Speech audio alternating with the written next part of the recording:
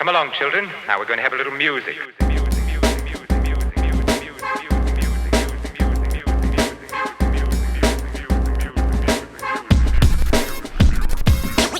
What is up, guys? Welcome to First Cut. This is our review for The Last Dance, episodes 7 and 8. I am very excited because we have a very special guest today. We have Mr. JTE in the house. What is up, man? What is up is I am starving for sports. Same. I should be watching the playoffs right now. And every Sunday when these episodes come, I can watch this thing for 10 hours straight every day. I love sports documentaries. I think I've seen just about every single one on HBO. I own all the 30 for 30 Blu-rays. This show is just injected right into my veins. It's what I love. The OJ documentary is one of the best things I've ever seen from ESPN. I think it won the documentary for best. It did. I think it won an Oscar. Yeah, best documentary. And so when I heard this thing was coming out, man, I'm a Jordan fan. I could not wait to see this documentary, and it has lived up to the hype. And I have learned so much, and that's what I think a lot of people, and I think even MJ has said, he wanted to put this out there because people need to remember. People starting to forget out there who Michael Jordan is. Y'all remember now. Yeah, it's incredible, man. I mean, I swear, RB3 and I have been talking about how much we've been missing the NBA. We briefly talked about it before we came on air, but I texted RB3 when Adam Silver canceled the NBA this year, and I was borderline in tears. No joke. So this is like therapy for me. Just this whole documentary has been very therapeutic. Obviously, I'm excited to get into this episode. And it's funny about when you're talking about them putting it out and reminding people who Michael Jordan is. I didn't know this until today, but apparently he approved for the footage to be used in a documentary on the same day in 2016 that Cavaliers had like their parade or whatever. All right. So I knew about that because of what I listened to, and that's very clearly him trying to go after LeBron's legacy, which hasn't even been established yet, which I think is hysterical. But his pettiness knows no end, even after his 20 years after his retirement, which I think is incredible. But let's get right into it, starting with episode 7. It starts off with Michael Jordan's father's death and how a big deal this was because of the way he died. And I personally didn't know this story. I don't know if you guys did, but I was appalled. I was blown away by how violent and how disturbing his father passed away and how he was close to his dad. So I don't know if you guys had any thoughts on that or if you even knew about that, JT. Yeah, I mean, listen, I'm a little older than you guys. I was watching basketball at this time, and you could not, I don't know how I could convey how big of a deal Michael Jordan was in the media.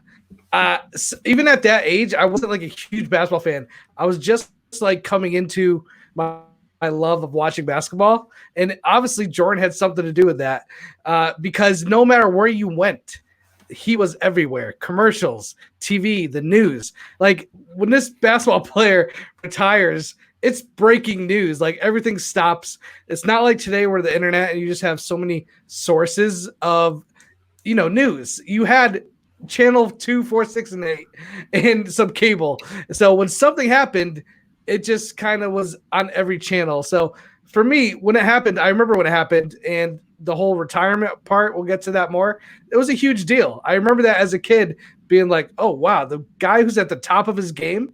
Can you imagine LeBron after winning those 3 Miami championships, just being like, I'm done. I'm gonna walk off. But yeah, the one thing I will say about this father, I didn't remember that fact that he was missing for 2 weeks. I don't remember that. Huge. The way I was thinking about it was like it happened in one night, and the next day you found out. What was fascinating to me was I didn't realize there was like 2 weeks where they just couldn't find him. To me, that was pretty fascinating. Yeah, RB3. Yeah, no, that was really, really sad. Again, it goes to, I think this documentary has been doing a really good job of showing you that Michael Jordan is a little more than just, this athletic monster, this athletic beast. Like, he is human deep down. And this was one of those moments that I think really gave you a lot of sympathy for his story and everything like that. I mean, when you see moments like that, you feel a lot more sympathy towards him when there are moments like towards the end where it gets into the more touchy areas of his career that people, consider him to be really tough to play with and all that kind of stuff. So, yeah, it just really but that moment was sad. Again, those are things I didn't know about his journey, and I could totally see, and it was a beautiful kind of story where Michael Jordan told how his last conversation with his dad was whether or not he should play baseball or not. And then that leads right into his baseball career. So you can kind of see that kind of whole evolution just as him as a human being. Yeah, I mean, they really did lead directly into that, almost saying that the reason why he played baseball was because of his father and honoring his father. He thought this was somehow a way to honor his dad because that's what his dad always wanted him to be, was a baseball player, and he wanted to test himself too. I'm sure that's what Michael wanted, and it turns into this crazy story of, like you said, JTE, the greatest ever is leaving his sport to play another sport. I mean, that is just absolutely baffling. And if I'm being honest, this is the episode where it gets into baseball talk, and I just completely blanked throughout that entire 15 minutes where they're explaining oh yeah, he was batting blah blah blah, and I was like, I have no idea what this means, just tell me if he's good or not. And I think the big takeaway of that segment is saying that he was okay. I don't know if you guys thought anything else, but that's kind of what I took away from it. But what did you guys think of that whole segment of him retiring and then going to baseball? Okay. Yeah, I thought it was funny. I mean, I really, again, I wasn't literally born during this period, so I don't have any memories of this directly.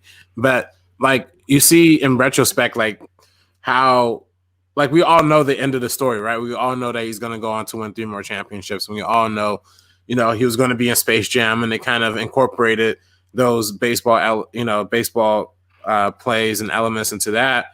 So then, you already know that whole story, but it's just really funny to see how the media reacted to him. He would have been the biggest baseball player on earth if he would have probably continued, honestly. And I thought they did a good job of showing he was actually dedicated to it. It wasn't just a joke. Now he obviously there was a workers' strike that happened, so he couldn't play for a while, so that's why he bowed out of it. But which is funny because Michael Jordan is largely staying out of political issues, but that's one that he decided to get involved in. But people kind of saw that he went back to the NBA. I mean, it was pretty obvious. I mean, if you're not having when you're literally the number one person in one sport and you're going way to the bottom in another sport, you're going to want to go back to being number one where you're comfortable at being. So, yeah, I love that whole segment in general. But you could kind of, again, we knew that story, but it was funny seeing the details in between. Yeah, I mean, his commitment to baseball was something that really showed me this is Michael Jordan trying really hard in baseball, which is something that was interesting. JT?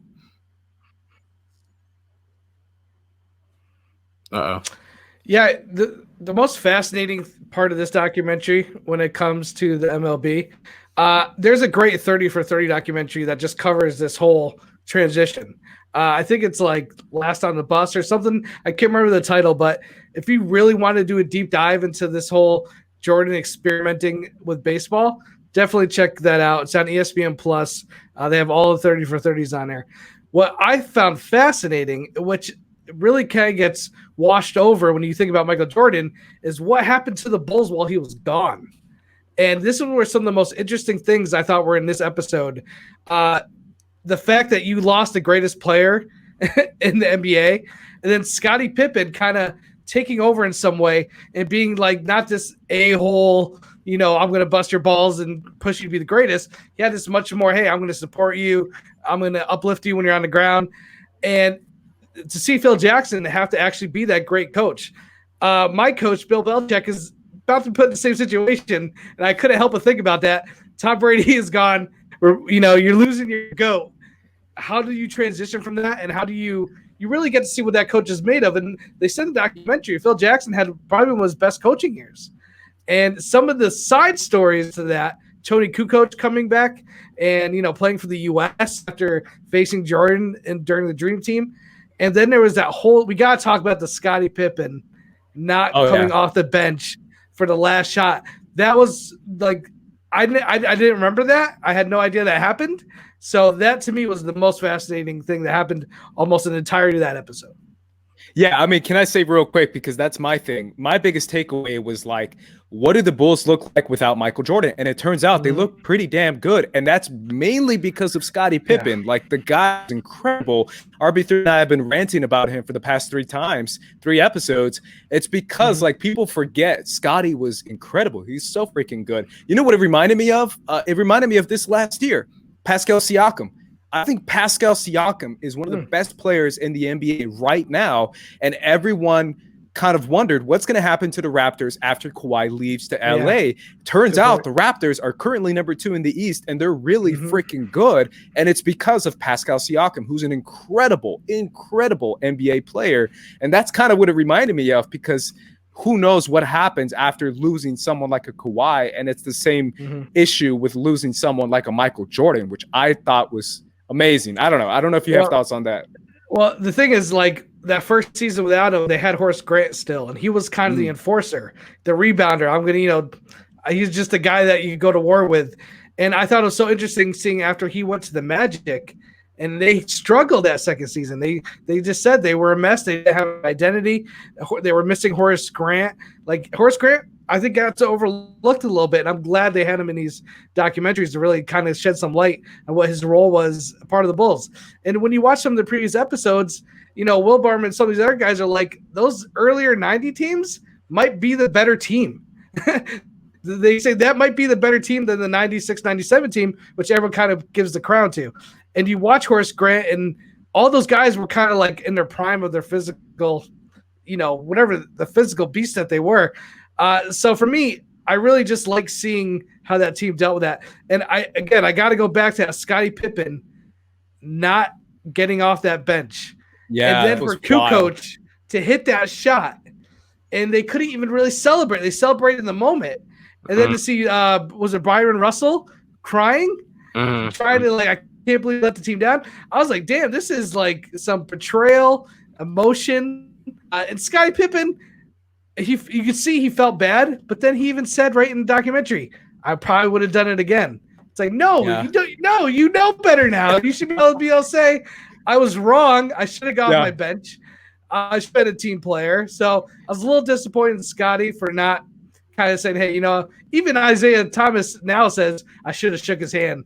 Even he knows after all these years he made a mistake. Yeah. I don't know why Scottie Pippen's kind of held back and didn't just say I should have done it. And he says it's weird because he kind of gives you the fact that I made a mistake, but then he's like, I probably would have done it again. Then I heard some other people talking like, what was it? Would MJ do that? Well, let's make one thing clear. MJ would have had the last shot over Tony Kukoc. I love Scottie. I love Scottie, but Phil came up with a great, and Phil Jackson, I'd be like, it worked. Don't ever doubt me again. Like, Tony Kukoc hit like 4 game winners that whole season. I don't know. Yeah. I thought that was fascinating. Real quick, my favorite part was how the inbound pass was kind of sloppy, and the fact that he was able to like pick it up and then just turn around and shoot. And I was like, there's no way, but it goes in. But that's kind of the idea. Shot. It was a tough shot. And I was like, oh my God, how did he hit that? Yeah. RB3. Yeah, no, I mean, I thought that was funny too. I mean, I could see, again, I mean, I think this documentary does a good job of giving you Scottie's perspective through a lot of these things. Because like he unfortunately, just because he played behind Jordan, he is one of the most undervalued players, and they go into that extensively throughout this documentary. I think that's something that, I think honestly, Michael Jordan makes sure to highlight, like when he was putting this whole thing together, and made sure that Michael Jordan and the whole production team behind it. I believe the director's name is Jason Hare or something like that. I mean, they really did a good job of highlighting how Scottie's perspective is influenced and how he was so undervalued to the team. This is the one opportunity he felt like the number one, the one opportunity he felt like the leader, and to kind of have that stripped away from you at the last moment and the most crucial moment in the game. I can see why he was hurt by that.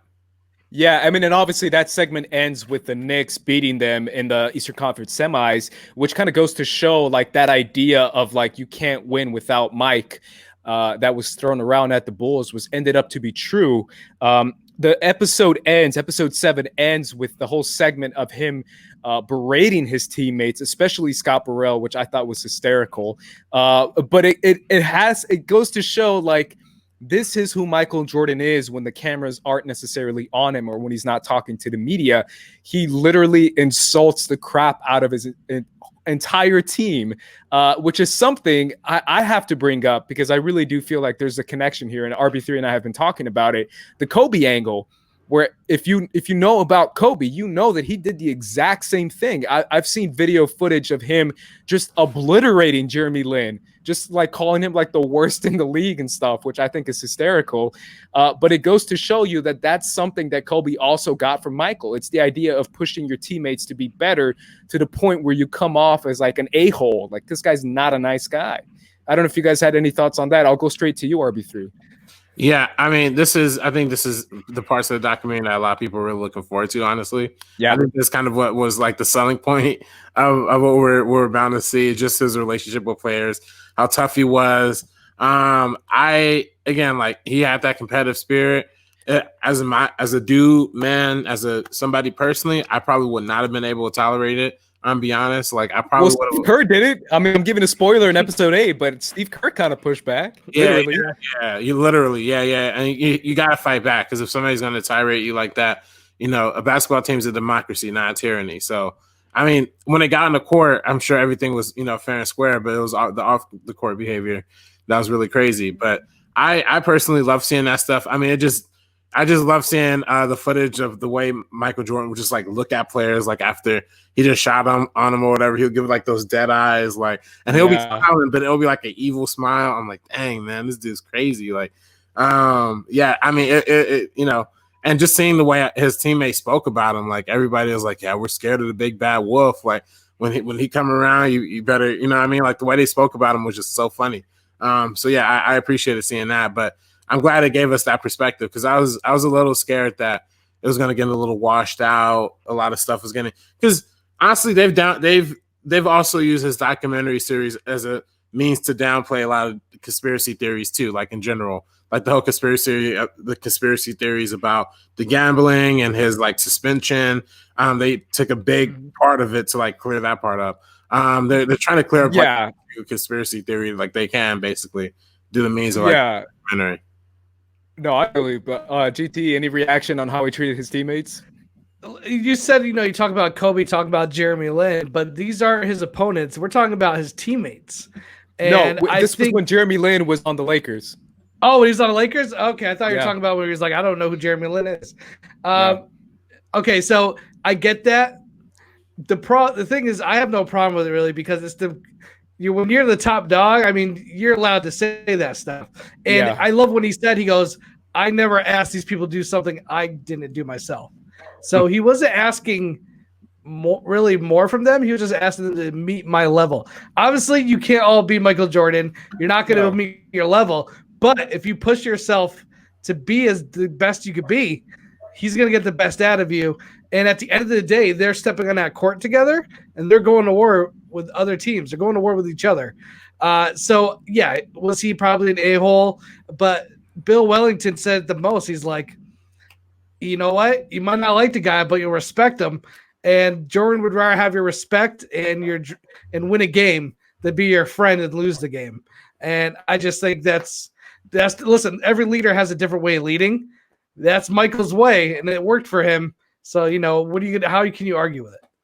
Yeah, I mean, I want to end this real quick by talking about Kobe. I don't know if you guys remember this, but a long time ago, he made a Facebook post after someone wrote an article about how he treated teammates, and he called it leadership is responsibility. I kind of want to read a few words real quick, because I literally think it's literally Michael Jordan speaking, as if they're almost the same person. But Michael also says it later in the episode. But this is Kobe's words that I'm reading right now. He says, there comes a point when one must make a decision.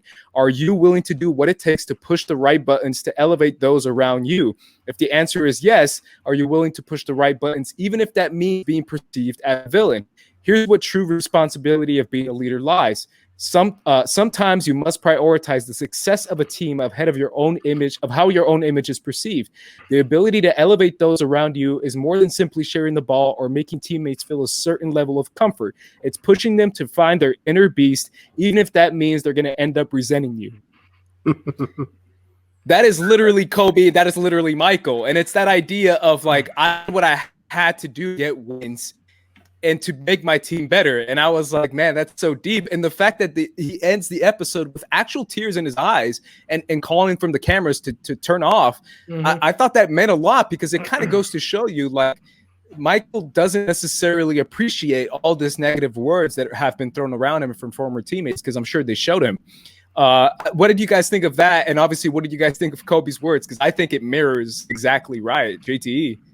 I mean, listen, Kobe, he took the Michael Jordan playbook. He was probably calling him every night. How'd you do this? How'd you do that? So it doesn't surprise me at all that it completely mirrors the way Michael Jordan led. I think Kobe took every little piece of advice he could get from Michael Jordan and applied it to the way he acted in the NBA. So it doesn't surprise me whatsoever. And it just sounds like it's an extension of what Michael Jordan was doing.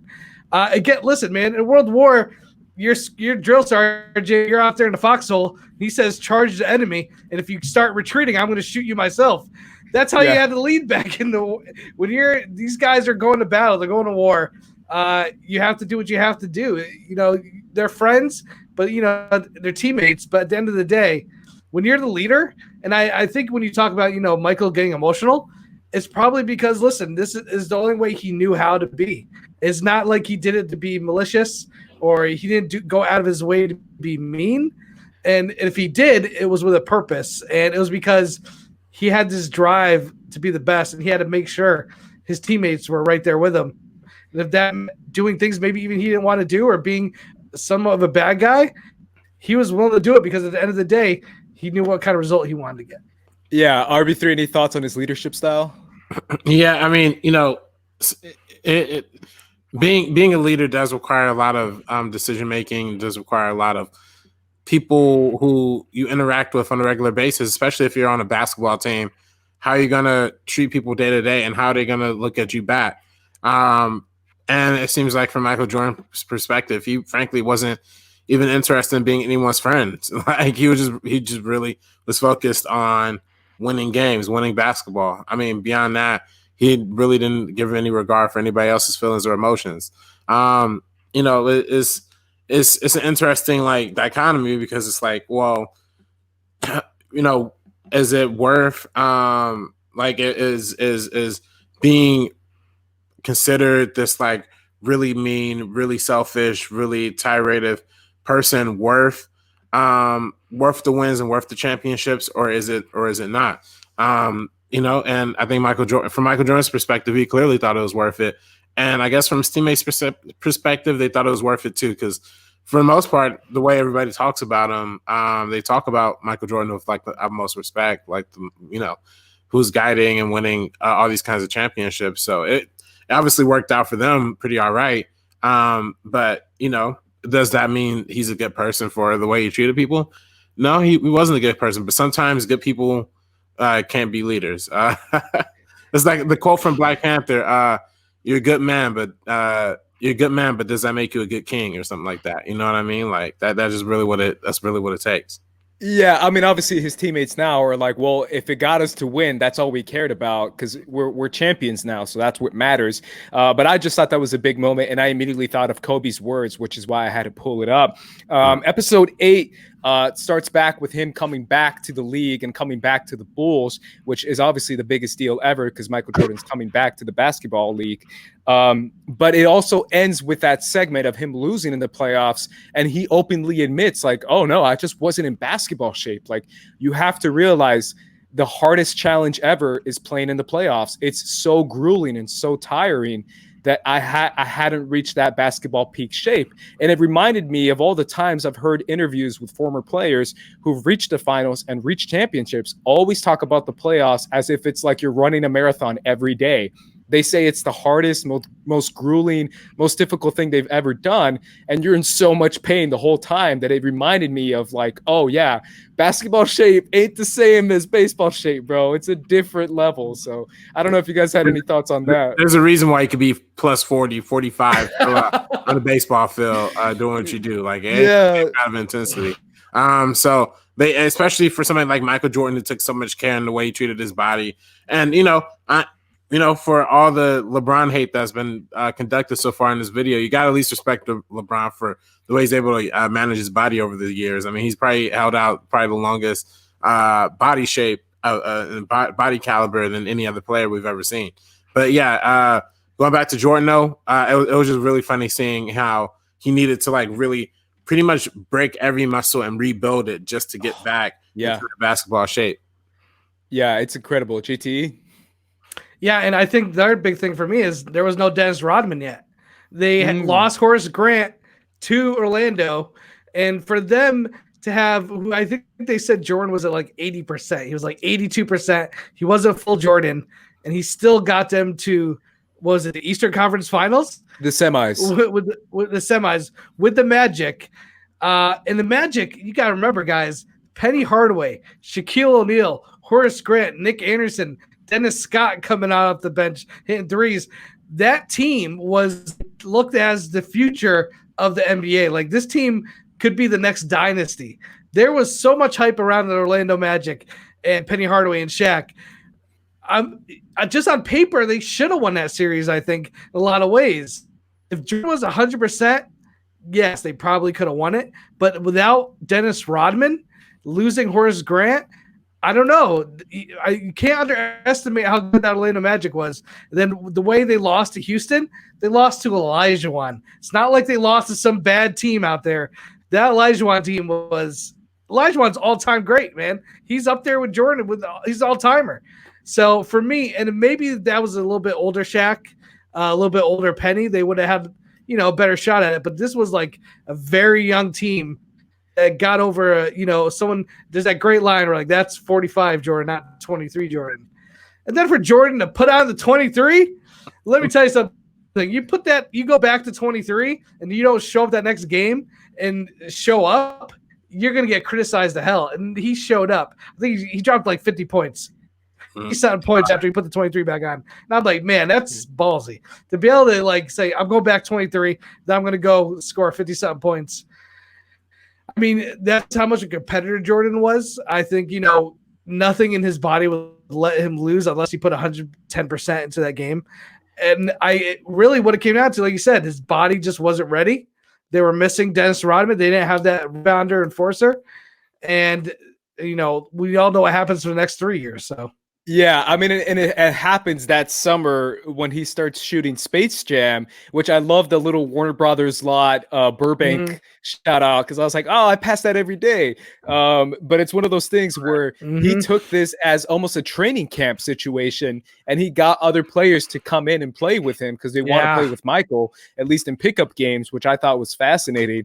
But that idea of him coming back is incredible. I'm sure Warner Brothers was happy to pay for that basketball facility just so they could have all that publicity surrounding Space Jam. That must have been the world's greatest press, seeing every basketball player playing at Warner Brothers studio. That had to be the press that they wanted. So, and I love the fact that when the media talks about Space Jam, they're like, it's aliens and Looney Tunes and Michael. I don't know what's going on, but he's shooting this movie, which I thought was just a funny little moment. But RB3, you watched Space Jam. We all did Space Jam. We grew up with it. It kind of introduced the legend that is Michael Jordan. I don't know if you had thoughts on Space Jam. Yeah, no, it's obviously one of the greatest motion pictures of all time. It was funny because we were talking a couple weeks ago on a meeting of episode of Robert Zemeckis. That's right. About Roger Rabbit, and I was having a hard time thinking of the live action and animated crossbreed type thing, but I totally forgot to mention Space Jam. That's the perfect example of that live action into the animation combination. But yeah, it was a really, really funny to see Michael Jordan playing basketball with all these dudes in green screen suits, who are clearly supposed to be, I don't know, Looney Tunes or whatever. I wonder how much, because I really haven't seen a lot of behind the scenes of the movie, but it seemed it had to have been a lot of green screen, a lot of visual effects, I'd assume. But yeah, that's some really, really fun stuff. And like you said, the playing facility at Warner Bros. Studios. I saw an interview with Magic Johnson. He was talking about going to the Warner Brothers lot and being a part of that shoot around the exposition, and saying that he totally regretted doing it. Just everybody was just burnt out by how hard Michael Jordan was playing. Yeah, and the fact that he was doing this while he was shooting a movie. I mean, you and I have worked behind the scenes. I'm sure you have too, JT. When you're on a film set, it's grueling. Like it's long hours and you're exhausted by the end of it. And the fact that he was working out like crazy and playing these pickup games and shooting a movie, like the guy's not human. The guy's not human. Yeah, it was so interesting because I didn't know he had Reggie Miller. Had some of these other players, Juwan Howard, coming down every day to play games. I didn't know about this. When I saw the gym, I was like, that makes sense. Because the second they lost to Orlando, his personal trainer, who was tearing up, was like, all right, I'll see you soon. He's like, tomorrow. It's like, damn, you just lost Orlando Magic and you want to get back on this tomorrow? And the fact that he would shoot all day. Now, listen, he was the star of the movie. I was going to say. They go back to the trailer, and they're probably, the time that they're done shooting, he probably couldn't wait to get on that court. He's sitting around all day acting a little bit here and there. So I think he was like, to me, like he was probably couldn't wait to get on those courts. It was just like a release for him. Because I know Jordan, unless he's playing golf or playing cards, he wants to be doing something competitive. But yeah, I just think the way it reminded me of the early documentary when they lost to Detroit, and then he changed his whole body. He said, "We're bringing it up a level. Like I'm not losing to Detroit again. Losing to Orlando, it was like all over again. Like that ain't happening again. I don't like that feeling. Let's rebuild my body from day one till next season." And again, the one thing you've learned about, especially in these two episodes, he will take anything he can to get motivation. He will just pick the littlest thing. That's all he needs. He'll make shit up because he'll be like, he made stuff up just to give him determination. And towards the end of this episode, the fact that it looks like every time somebody disses him, it's the biggest mistake they've ever made in their professional career.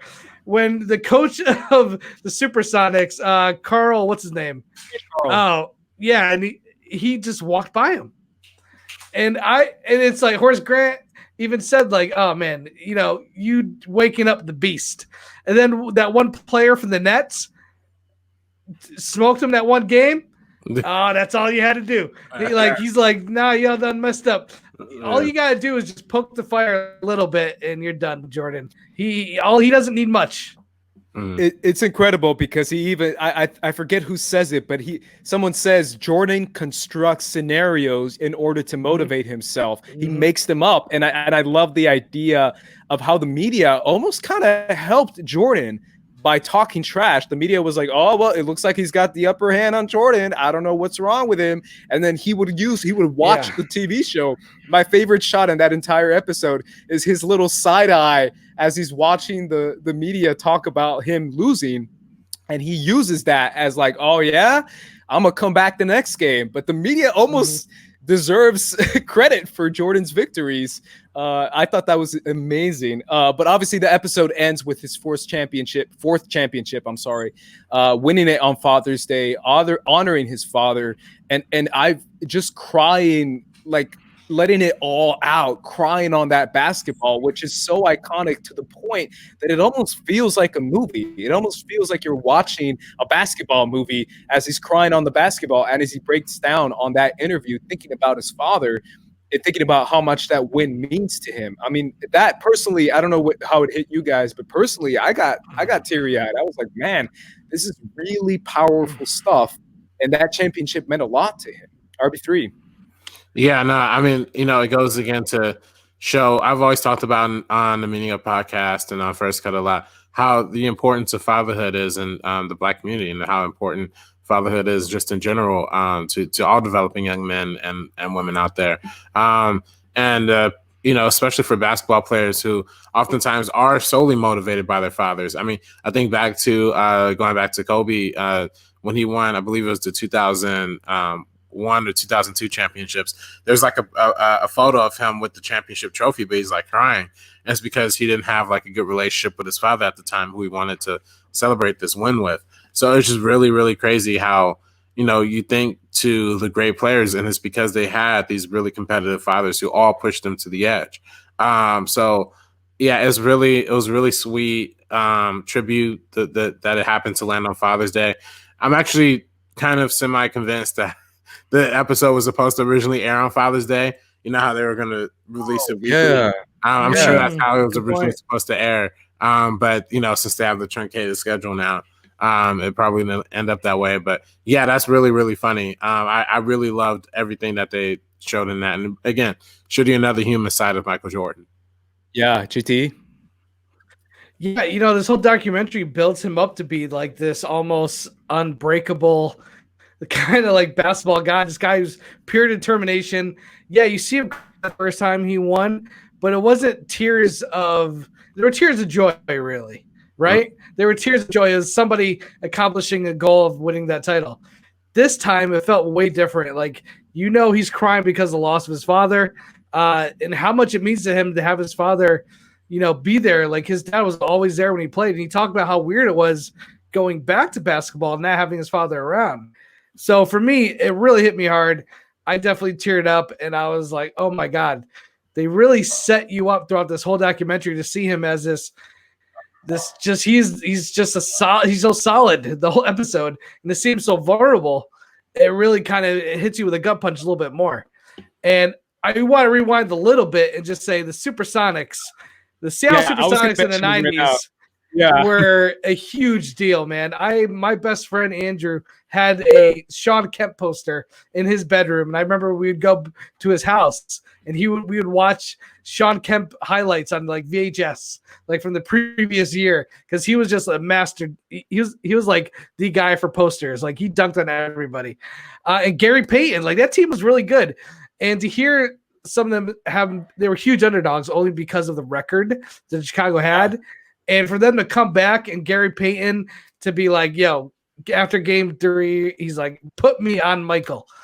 And then one of my favorite moments of this episode was the glove being like, I had to shut him down for a few games. And Mike's like, he did. I had no problem with the glove.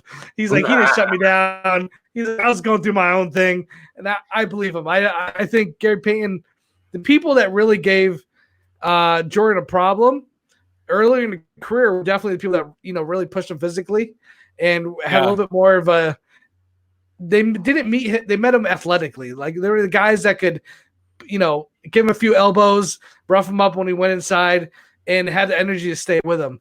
Gary Payton's a great defender, and I think he probably did a great job, but I believe Mike a little bit. It was probably more he was dealing with. And so stuff like that. I don't think anybody can really guard Michael 100%. Yeah, it's incredible, right? Because in Michael's head, he's like, no one can guard me. If I have a bad game, it's because of what I was going through, or something in my head that prevented me from having a good game. Like, he's literally convinced that no one in the league can guard him, which I think is absolutely amazing. And I love that reaction. You're right, JT, when he just starts laughing. It's almost like a giant looking down on like a little person and like threatening him.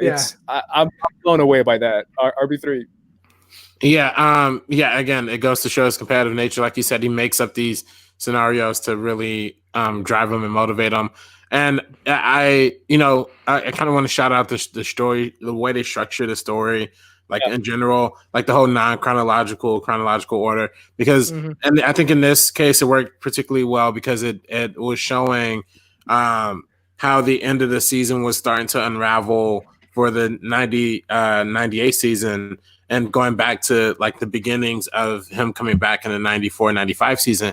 And it kind of had a lot of like the same parallels, almost like the questions of retirement, the questions of being able to still play, as he looks tired, he looks exhausted out there, all that kind of stuff. But then it ends up coming back around to him just being like this super dominant player who was only determined to win.